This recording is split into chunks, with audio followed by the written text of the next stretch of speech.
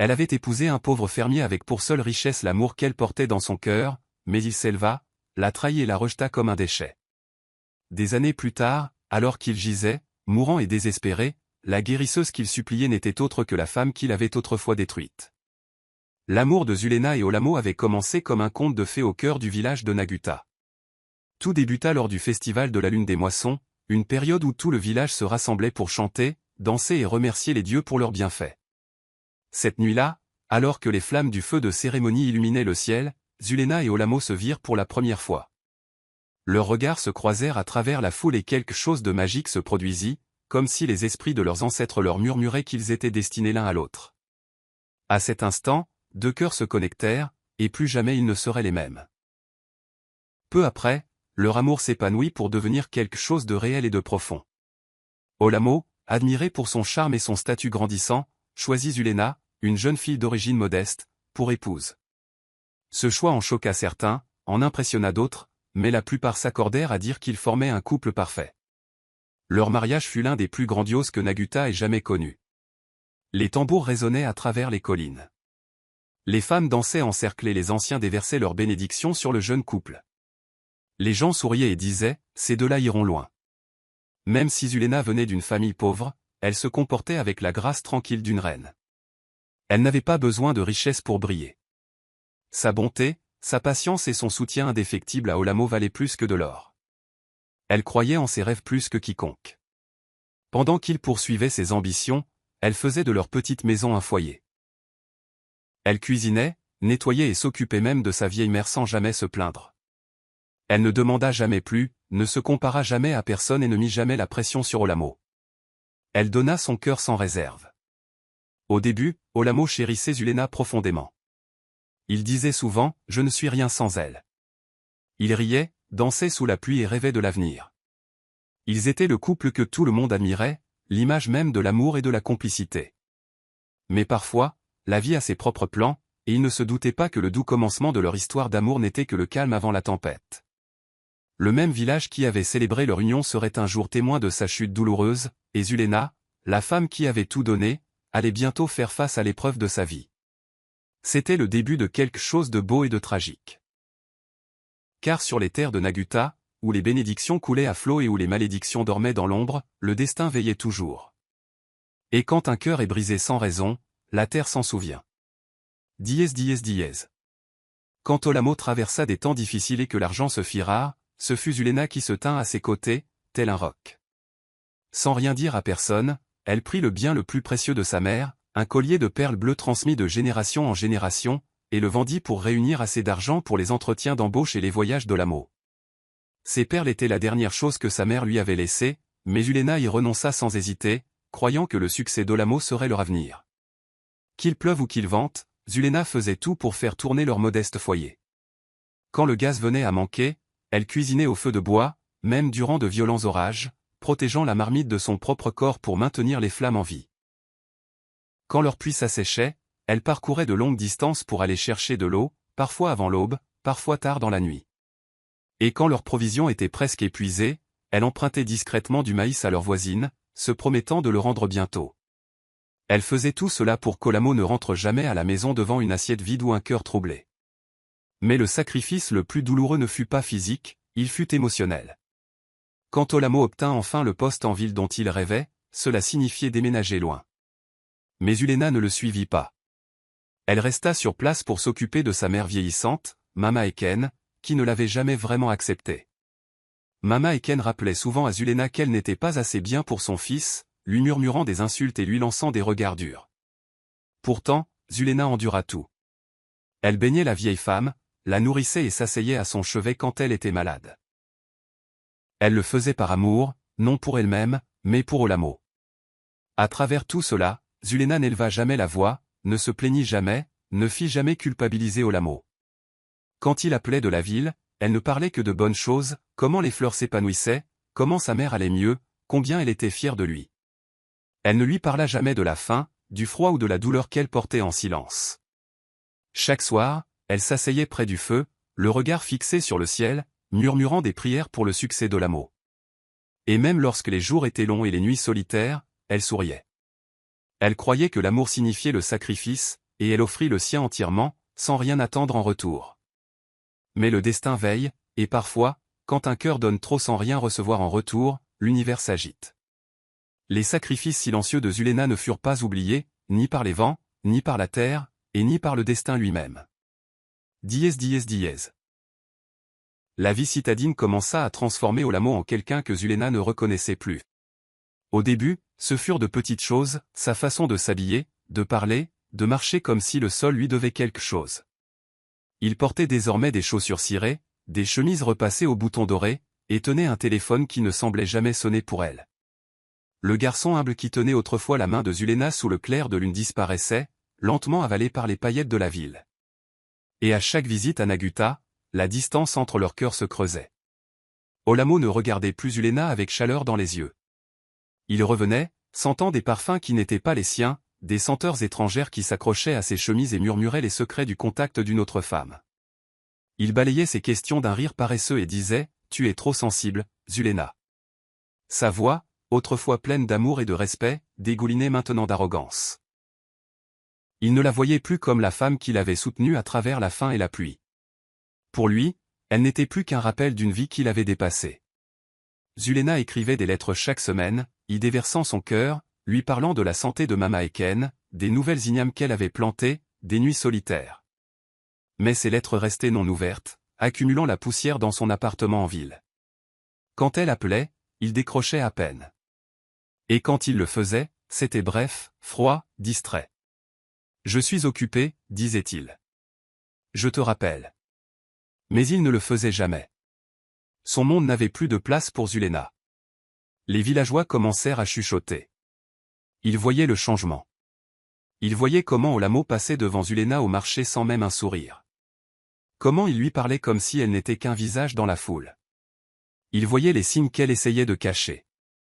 Les sourires forcés. Les larmes silencieuses. Et pourtant, Zuléna espérait. Elle attendait encore. Elle priait encore pour que, peut-être, l'homme qu'elle aimait soit toujours quelque part à l'intérieur de cet étranger.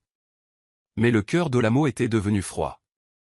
La ville avait nourri son orgueil et gonflé son ego. Il commença à penser que Zuléna, avec ses vêtements simples et ses mains calleuses, ne correspondait plus à la vie polissée qu'il construisait. Il oublia les nuits où elle avait eu faim pour qu'il puisse manger. Il oublia les perles qu'elle avait vendues. Les kilomètres qu'elle avait parcourus. La douleur qu'elle avait endurée. Dans son esprit, elle n'était plus suffisante. Ainsi, la graine de l'ego prit racine dans le cœur d'Olamo, étouffant lentement l'amour qui avait autrefois grandi si fort entre eux. L'homme qui avait jadis promis l'éternité était maintenant un étranger perdu dans son propre reflet. Et Zuléna, s'accrochant encore, n'avait aucune idée que le destin écrivait déjà une fin différente pour eux deux. Dièse. Sous les lumières vives de la ville, Olamo croisa le chemin d'Edisa, une femme qui portait la beauté comme une armure et le charme comme une arme. Elle ne ressemblait en rien à Zuléna. Sa voix était enrobée de miel, mais son cœur était aussi tranchant que du verre brisé. Elle avait de longs cils qui battaient comme des ailes et des lèvres rouges qui ne parlaient jamais sans but. Et elle savait exactement ce qu'elle voulait. Olamo. Non par amour, mais pour le statut. L'argent. Et le frisson de prendre ce qui ne lui appartenait pas. Edisa rit en entendant parler de Zuléna. Une fille de village, ricana-t-elle en retroussant les lèvres. Tu veux dire celle qui pile encore l'igname à main nue et porte des pagnes du marché? Elle dépeignit Zuléna comme une plaisanterie, une ombre de la vie qu'Olamo menait désormais. Il te faut une femme qui corresponde à ce nouveau monde, lui murmura Edisa à l'oreille. Une femme comme moi. Olamo, déjà bouffi d'ego et aveuglé par le désir, écouta. Lentement, son poison fit effet. Les souvenirs des sacrifices de Zuléna s'estompèrent. Il commença à avoir honte d'elle, de la femme même qu'il avait portée à travers les tempêtes. Il se mit à croire que l'amour nécessitait du glamour, pas de la loyauté. Il confondit la vraie beauté avec des ongles vernis et des parfums coûteux. Il oublia l'odeur des repas au feu de bois, la chaleur des prières silencieuses de Zuléna et l'amour dans ses yeux qu'il avait autrefois élevés. Edisa joua son rôle à la perfection. Elle se disait sa véritable partenaire, lui conseillait de se libérer de son passé, et Olamo obéit. Lors de son retour suivant à Naguta, il n'apporta ni cadeaux ni paroles aimables. Il apporta le silence et le mépris. Zuléna courut à sa rencontre, le cœur plein d'espoir, les mains tremblantes de joie. Mais le regard dans ses yeux glaça son âme. Il n'y avait pas d'amour, seulement de l'orgueil, seulement de la colère. Elle demanda, « Qu'y a-t-il, mon mari ?» Mais il ne dit rien. Pendant des jours, il l'ignora. Mama Eken observa, choqué, son fils devenir plus froideur en heure. Puis un matin, sous le manguier où ils avaient autrefois partagé rire et rêve, Olamo se tint devant Zulena et prononça les mots qui brisèrent son monde en 1000 morceaux. « Je te répudie. » Ce fut tout. Aucune explication. Aucune excuse. Aucun au revoir. Zulena tomba à genoux, les larmes coulant comme la première pluie de la saison. Elle implora une explication. Elle supplia de savoir pourquoi. Mais Olamo se détourna. Son cœur, désormais emprisonné par la luxure et empoisonné par les mensonges d'Edisa, ne pouvait plus entendre la voix de l'amour. Et ainsi, avec ces 3 mots, Olamo s'éloigna de la femme qui lui avait tout donné pour tomber dans les bras d'une femme qui lui apprendrait bientôt le véritable prix de la trahison. Le destin observait, et il n'oublie jamais. Dièse dièse dièse. Zulena s'effondra sur le sol, incapable de se tenir debout alors que les mots cruels d'Olamo résonnaient à ses oreilles. Son cœur battait la chamade, mêlant confusion, douleur et incrédulité. Ses yeux, autrefois pleins de vie et d'amour, étaient maintenant noyés de larmes. Elle pleura comme une mère qui a perdu son unique enfant, ses sanglots d'abord doux, puis lourds et déchirants, brisant le silence matinal de Naguta comme le tonnerre sur une terre aride. Ses mains agrippèrent la terre sous elle, comme pour supplier le sol de la maintenir entière. Mama Eken se tenait à proximité, les bras croisés avec orgueil, les lèvres étirées en un sourire cruel. Enfin, siffla-t-elle, la voix chargée de mépris. Mon fils est libéré de cette sorcière de village. Elle ne cacha même pas sa joie. Elle frappa dans ses mains comme pour célébrer un festival, comme si le chagrin de Zulena était une victoire. La même Zulena qui l'avait nourrie, baignée pendant sa maladie, et qui était restée pour s'occuper d'elle quand Olamo était parti. Et puis, cela arriva. 2 hommes furent appelés de la place du village. On leur ordonna de jeter Zulena dehors, comme si elle n'était rien de plus qu'une natusée. Elle n'eut pas le temps de rassembler ses affaires, pas le temps de dire adieu à la petite maison qu'elle avait construite avec amour. Ils la traînèrent hors de la maison, son pagne couvrant à peine son corps, ses yeux écarquillés de peur et de honte. Dans une main, elle tenait un petit sac contenant les derniers vestiges de sa dignité, quelques vêtements, un peigne et une photo délavée de son jour de mariage. Les villageois se rassemblèrent devant leur maison, observant dans un silence stupéfait. Personne ne parla, personne ne s'avança, non pas qu'ils ne ressentissent pas sa douleur, mais parce qu'à Naguta, quand un homme dit qu'une femme est renvoyée, son sort est scellé.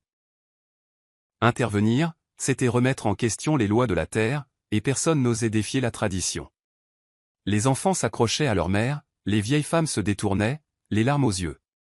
Quelques jeunes filles chuchotaient entre elles, c'était une si bonne épouse, pourquoi a-t-il fait ça? Mais elles ne chuchotaient que lorsqu'elles étaient sûres que personne d'autre ne pouvait les entendre. Zulena se tenait au bord de la concession, pieds nus et brisés. Elle se retourna une fois pour regarder la maison qu'elle avait bâtie avec amour, espérant ne serait-ce qu'une lueur de remords dans les yeux d'Olamo. Mais il ne regarda pas en arrière. Il ferma la porte et la laissa debout dans la poussière. Mais les vents de Naguta s'agitaient, les rivières murmuraient l'injustice, les montagnes avaient vu ses larmes, et les dieux regardaient. Et dans leur silence, ils préparaient quelque chose qui rappellerait au monde que, lorsqu'un cœur qui donne est brisé sans cause, le destin ne dort pas. Dièse dièse dièse. Zulena marcha pendant des jours sans savoir où elle allait. Ses pieds saignaient sur les pierres coupantes, le soleil tapait sur son dos le jour, et le froid mordait sa peau la nuit. Elle n'avait ni nourriture, ni eau, seulement la douleur dans sa poitrine et cette question dans son cœur, pourquoi? Elle trouva refuge sous les arbres, parla à la lune comme à une vieille amie, et pleura jusqu'à ce que sa voix se brise. Même dans sa solitude, elle s'accrocha à sa dignité. Elle ne mendia rien, ne se plaignit à personne. Son âme avait été brisée, mais son esprit, d'une manière ou d'une autre, refusait de céder. Puis un matin, alors que le brouillard se levait sur les champs d'Omuaki, Zulena tomba sur une petite échoppe en bois, avec des herbes suspendues à l'extérieur, comme des joyaux verts. Une veuve bienveillante nommée Ayosa remarqua sa silhouette fragile et ses yeux vides. Sans poser de questions, Ayosa la recueillit, lui servit un bouillon chaud et lui donna un endroit où dormir. Pour la première fois depuis des semaines, Zulena dormit sans peur. Les jours se transformèrent en semaines. Ayosa vit une force tranquille en Zulena et lui offrit de travailler dans sa boutique d'herbes. Zulena accepta et, sous la direction d'Ayosa, elle commença à apprendre les secrets des racines et des feuilles. Elle apprit quelle écorce calmait un enfant en pleurs, quelle huile apaisait les articulations douloureuses, et quelle tisane apportait le sommeil aux esprits agités. Ses mains, autrefois habituées à pétrir la pâte et à balayer les sols, devinrent des mains qui apportaient soulagement et réconfort. La nouvelle commença à se répandre. Au début, ce n'étaient que des femmes du village avec des maux de dos, ou des enfants fiévreux. Puis, des voyageurs des villages voisins vinrent, demandant la guérisseuse silencieuse aux yeux doux. Elle ne criait jamais sa valeur, ne se vantait jamais, mais ses compétences parlaient plus fort que n'importe quelle trompette. Zulena se transforma, non pas en richesse ou en pouvoir, mais en sagesse et en grâce. Son visage devint calme comme une rivière tranquille, ses pas fermes comme un sentier de montagne. Pourtant, derrière son sourire, elle portait ses souvenirs comme des pierres silencieuses. Elle ne parlait jamais d'Olamo, ne maudissait jamais son nom. Mais parfois, la nuit, quand la boutique était fermée et que les étoiles clignotaient au-dessus, elle s'asseyait près du feu, tenant une feuille entre ses doigts, se souvenant de la femme qu'elle avait été, et de l'homme qui l'avait consumée sans avertissement. Elle ne cherchait pas la vengeance, elle ne courait pas après le passé. Mais au plus profond d'elle, quelque chose naissait, quelque chose de plus fort que la douleur, de plus puissant que la colère. Le destin écrivait toujours son histoire, et la plume ne faisait que commencer. Dièse dièse dièse. Le matin était comme tous les autres à Omuaki, l'odeur des herbes fraîches dans l'air, le doux bavardage des lève-tôt, et Zulena balayant le devant de sa boutique avec une concentration tranquille. Elle ne se doutait pas que le destin était sur le point de frapper à sa porte, chaussée de souliers cirés et parlant le langage du pouvoir. Un convoi arriva, soulevant la poussière et la curiosité dans le village. La nouvelle se répandit rapidement, un grand projet gouvernemental arrivait, et l'homme qui le dirigeait n'était autre que le chef Mutari, l'un des fonctionnaires les plus respectés de la capitale. Il vint avec des gardes, des assistants et de la fierté, mais derrière sa forte prestance se cachait une douleur secrète. Le chef Mutari luttait contre une étrange maladie depuis des années. Son sommeil était hanté, sa force s'amenuisait. Il avait consulté des médecins, s'était rendu à l'étranger, mais rien n'y faisait. Lorsqu'il entendit des rumeurs sur une herboriste douée à Omuaki, il vint plus par désespoir que par conviction. Zulena se tint devant lui avec des yeux calmes et des mains sûres. Elle ne s'inclina pas trop bas ni n'essaya de l'impressionner. Elle écouta simplement ses symptômes, l'observa attentivement et se mit au travail. Elle prépara une tisane amère, mélangea des huiles, psalmodia doucement en travaillant, non pas de la magie, mais la profonde sagesse de ses ancêtres. En quelques jours, le chef Mutari sentit un changement. Il dormit comme un bébé pour la première fois depuis des années. La douleur dans sa poitrine s'apaisa, sa respiration devint plus légère. Il revint chaque jour pour son traitement, et à chaque visite, il voyait non seulement la guérison dans ses mains, mais aussi la paix dans sa présence. Elle ne parla jamais de son passé, ne demanda jamais de récompense. Son humilité le toucha plus encore que sa guérison. Le 7e jour, alors qu'il quittait sa petite hutte, la santé retrouvée et le cœur adouci, il prit une décision qui choqua tout le monde, y compris Zulena. Il convoqua tout le village, se tint à côté de son humble boutique, et devant les anciens et les villageois, il déclara Zulena herboriste en chef de la province d'Omuaki. On lui donnerait des terres pour construire son propre centre de guérison, un salaire mensuel digne de la royauté, et le respect que peu de femmes dans sa position avaient jamais reçu. La foule explosa de joie. Ayosa pleura. Zulena, cependant, inclina simplement la tête et murmura « Merci ». Elle accepta l'honneur, non avec orgueil, mais avec grâce. Elle développa son travail, forma de jeunes femmes et ouvrit ses portes à quiconque en avait besoin. Son nom, autrefois chuchoté avec pitié, résonnait désormais avec honneur. Zulena s'était élevée, mais contrairement à beaucoup qui s'élèvent et oublient d'où ils viennent, elle marchait avec douceur, portant sa douleur comme une lanterne pour éclairer le chemin des autres. Le destin avait tourné, et cette fois, il s'inclinait en sa faveur. Dièse dièse dièse. La vie d'Olamo fut un lent et douloureux délitement. Cela commença avec Edisa, la femme qui l'avait séduit avec des promesses d'une vie bien au-delà du village. Elle l'avait attiré avec ses charmes, lui avait fait croire qu'elle était tout ce dont il avait besoin, une partenaire sophistiquée pour sa nouvelle vie. Mais tel un voleur dans la nuit, Edisa prit tout l'argent d'Olamo et disparut, s'enfuyant avec un autre homme. Les richesses qu'il pensait avoir acquises grâce à son travail en ville lui glissèrent entre les doigts, le laissant sans le sou et le cœur brisé. Il ne fallut pas longtemps pour que ses sombres secrets soient révélés. Un scandale éclata, révélant sa corruption et son abus de pouvoir pendant son séjour en ville. La fierté villageoise qu'il avait autrefois ressentie se transforma en honte. Olamo perdit son emploi, et la vie qu'il s'était construite en ville s'effondra en un instant. Son nom devint une malédiction chuchotée, un rappel d'une ambition qui a mal tourné. Mais le pire était encore à venir. Sa mère, Mama Eken, qui avait autrefois applaudi de joie à la vue de la douleur de Zulena, tomba malade. Dans ces derniers jours, elle était amère et en colère, incapable de pardonner les choix qu'elle avait faits, en particulier la façon dont elle avait traité sa belle-fille. Elle mourut seule, sans personne pour la pleurer, hormis les murs de sa maison froide. Olamo, déjà noyé dans les regrets, se retrouva debout devant sa tombe, un homme brisé non seulement par les circonstances, mais par les échecs de son propre cœur. Sans famille, sans amis à appeler et sans foyer où retourner, Olamo se retrouva dans un état de désespoir total. Son orgueil, son pouvoir, tout était réduit en poussière. Les villageois qu'il avait autrefois admirés lui tournaient maintenant le dos, refusant même de reconnaître sa présence. Ses voisins, autrefois ses partisans, fermaient leurs portes quand ils le voyaient arriver. Bientôt, Olamo tomba malade, de la même maladie qui avait tourmenté le chef Mutari. Ses nuits étaient agitées, son corps faible. Il chercha des réponses en vain, consultant médecins, guérisseurs et quiconque pouvait lui offrir un soulagement. Mais personne ne pouvait l'aider. La même maladie qui avait volé la force de Mutari le ravageait maintenant, le laissant sans espoir et désespéré. Dans sa souffrance, Olamo commença à entendre des murmures, des voix feutrées racontant l'histoire d'une femme à Omuaki, une guérisseuse qui pouvait soigner ce qui semblait incurable.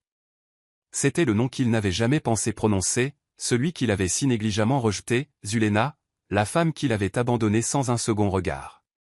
N'ayant plus rien à perdre, Olamo se mit en route, désespéré de la retrouver. Il se rendit à Omuaki, l'ombre de l'homme qu'il avait été, espérant que les mêmes mains qu'il avait trahi pourraient maintenant le sauver.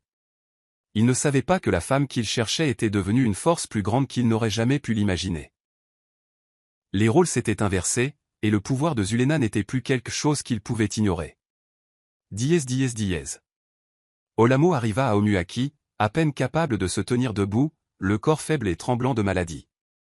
Sa carrure autrefois robuste n'était plus que l'ombre de l'homme qu'il avait été. Les villageois qui le virent étaient sceptiques, chuchotant entre eux alors qu'ils le conduisaient à l'endroit où il n'aurait jamais pensé revenir, le palais des herbes de Zulena.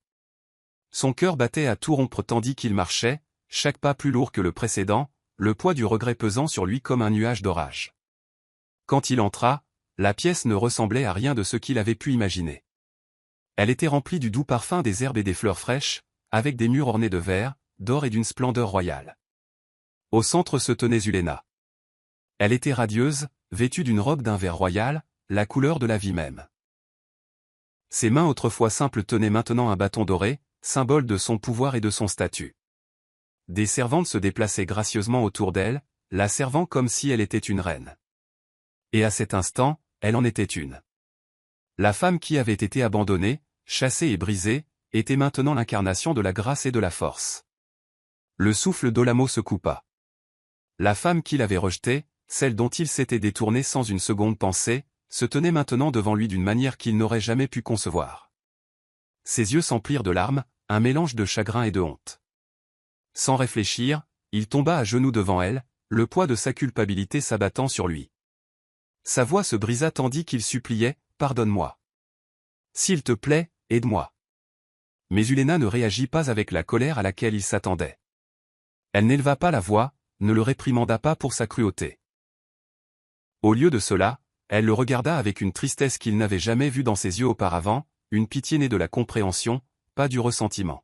« Tu n'as pas seulement divorcé de moi, Olamo, dit-elle, sa voix calme et posée. Tu as divorcé de ta propre bénédiction. » Ces mots le frappèrent comme une gifle, et pour la première fois, Olamo vit la vérité de ce qu'il avait fait. Ce n'était pas seulement Zulena qu'il avait rejeté, c'était tout ce qu'elle représentait, l'amour, la force, la pureté de l'esprit. Il avait abandonné tout cela pour une illusion éphémère. À cet instant, la vérité sonna clairement, il avait renoncé à sa propre fortune par ego et par vanité. Dièse. Olamo était assis sous le vieux baobab, juste à l'extérieur du palais des herbes de Zulena, le dos voûté, les vêtements trempés de sueur et de poussière, et le corps secoué par la fièvre. Mais rien de tout cela ne faisait plus mal que la douleur dans son cœur. Il toussait, faible et désespéré, murmurant son nom comme une prière qui s'éteint, Zulena. Zulena, appelait-il encore et encore, espérant seulement qu'elle sortirait une fois de plus, que peut-être elle aurait pitié, que peut-être son cœur, celui-là même qu'il avait brisé, s'adoucirait juste assez pour le sauver. Mais les portes du palais ne se rouvrirent jamais. À l'intérieur, Zulena continuait son travail, entourée de gens qui honoraient sa sagesse et sa bonté. Elle avait déjà donné à Olamo ce dont il avait vraiment besoin, non pas la guérison, mais la vérité. Et cette vérité, aussi amère soit-elle, devait être avalée sans son aide. Zulena avait tourné la page. Elle avait dépassé la jeune fille qui mendiait l'amour. Elle était maintenant une femme qui choisissait la paix plutôt que la pitié, la dignité plutôt que l'amertume. Les villageois d'Omuaki et d'ailleurs passaient devant l'homme brisé sous l'arbre. Ils savaient qui il était. L'homme qui brillait autrefois dans des vêtements coûteux, qui marchait la tête haute avec orgueil et méprisait la femme qui lui avait tout donné. Et maintenant, il était assis comme un mendiant, implorant non seulement un remède, mais un pardon qui ne viendrait jamais. Les enfants demandaient, qui est cet homme? Et leur mère répondait à voix basse, c'est Olamo, l'homme qui a jeté un trésor en pensant que ce n'était que de la poussière. Maintenant, il mendie au pied de l'or qu'il a autrefois piétiné. L'histoire se répandit dans tout Naguta comme une traînée de poudre. On la racontait le soir au coin du feu et lors des rassemblements du village. On parlait de Zulena, la fille qui n'avait rien et qui est devenue tout, et d'Olamo, l'homme qui avait tout et qui a fini sans rien. Le conte devint une leçon, un avertissement.